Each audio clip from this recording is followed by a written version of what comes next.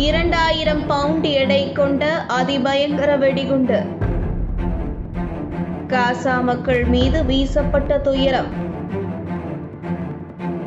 40 பேர் பலி, 60 பேர் படுகாயம். காசாவில் பாதுகாக்கப்பட்ட பகுதியாக அறிவிக்கப்பட்ட அல் மாவாசி அகதிகள் முகாம் மீது 2000 பவுண்ட் எடை கொண்ட அமெரிக்க வெடிகுண்டுகள் பலவற்றை இஸ்ரேலிய ஆக்கிரமிப்பு பயங்கரவாத படை வீசிய சம்பவம் உலகம் முழுவதும் கடும் அதிர்ச்சியை ஏற்படுத்தியுள்ளது. செவ்வாய்க்கிழமை நடத்தப்பட்ட இந்த தாக்குதலில் 40 பாலஸ்தீனியர்கள் உடல் உருகி கொல்லப்பட்ட நிலையில் 60 பேர் படுகாயம் அடைந்துள்ளனர். 20 மீட்டர் ஆழத்திற்கு நிலம் குழியாக மாறியுள்ளது. இச்சம்பவம் ஒட்டுமொத்த மனித குலத்தையும் தலைகுனிய வைத்துள்ளது.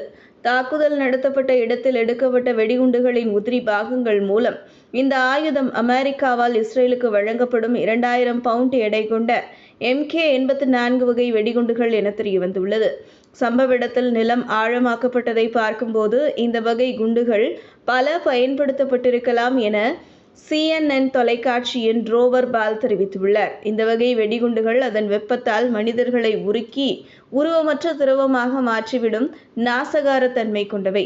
ஒரு கான்கிரீட் தளத்தை 11 அடி அளவுக்கும் உலோக கவசங்களை 15 இன்ச் அளவுக்கும் துளைத்து ஆழப்படுத்திவிடும். எவ்வளவு உயரத்திலிருந்து வீசப்படுகின்றதோ அதற்கேற்றாற்போல் அதன் தாக்கம் மாறுபடும். திறந்தவெளி நிலப்பகுதியில் 56 அடி அகலத்தையும் 36 அடி ஆழத்தையும் ஏற்படுத்தும். சுமார் 350 அடி சுற்றளவு பகுதிகளை சிதறி தாக்கும். சுமார் 800 மீட்டர் சுற்றளவுக்கு பரவும் இதன் வெப்ப அலை அதில் சிக்கும் மனிதர்களை உருக்கி காயப்படுத்தும்.